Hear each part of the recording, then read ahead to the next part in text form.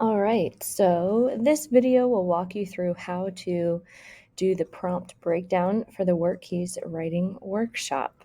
First thing you want to do is always look at your prompt, break it down to see what it's asking, and then go from there. All right, so number one, read the prompt, and while we do this, we're going to look for the following information. You can either make a mental note of it or jot it down on paper, but we want to know our role, who the audience will be, and what is the question or questions. All right, so in the prompt, we're going to find this information. Your role, think of it as, who are you? You play some type of role. When you're at school, you're a student. When you're at work, you're an employee. The Workkeys writing assessment focuses on business writing, so we can assume that our role will have to do with some type of employee or having to do with work. Our audience, this is who we're writing to. So audience, well, again, if we're at school, maybe your audience is a teacher, but for the Workkeys writing assessment, your audience is probably your boss. And then your topic. We determine the topic after we read the prompt, of course, but this will be, what are we writing about? All right, so practice prompt number one. Here goes. Technology allows people to complete many tasks without having contact with others. People can check out books, shop, and play games without speaking to another person. People can also work from home and complete many of the same tasks as in the office. Has the limitation of human contact due to the use of technology had positive or negative effects on people's lives? Should employees in our company be allowed to work from home when they want? Provide your response with reasons and specific examples. All right, so this prompt, it's one of the longer ones. There's a lot going on. So first, you will want to find the question. All right, so here's our practice prompt number one. It's not really asking us about technology and what technology allows us to do. Instead, the questions are kind of hidden within the prompt. So my first question, who is the role, or who are we? Well, we're not really talking about technology and, the different games or ways we use technology. Instead, we are wondering, we're being asked, should employees in our company be allowed to work from home when they want? All right, so audience, well, again, if we're employees, we can probably assume that we're going to write to a boss.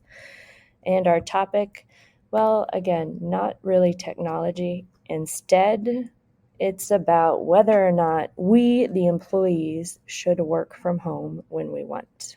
Okay, so your role, we're an employee at a company. Audience, this one isn't very clear. However, we can assume that we're going to write to our boss. And our topic, well, should employees in our company be allowed to work from home when they want? All right, practice prompt number two. Not as long as number one. Let's see if we can determine the information that we're looking for.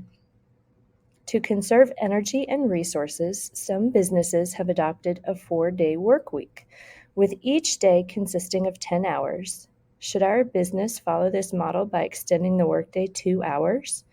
After considering the benefits and disadvantages to a 4-day work week, take a position on this issue. Support your response with reasons and examples. All right, so practice prompt number two. We're going to do the exact same thing. No matter what prompt you have, you always want to find your role and your audience, and you will determine the topic. Okay?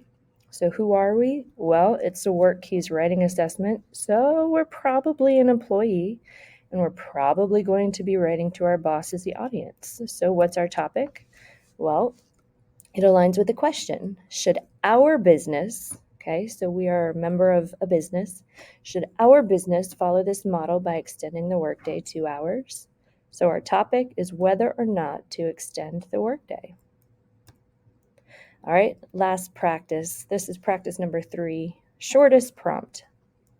Many occupations have dress codes for employees. Write to convince business leaders that dress codes should or should not be required. Support your position with reasons and specific examples. Okay, so again, we need to know our role. Who are we? Who are we writing to, and what's our topic? So Workkeys, just assume that we are writing as an employee and we are writing to our boss. So what's our topic?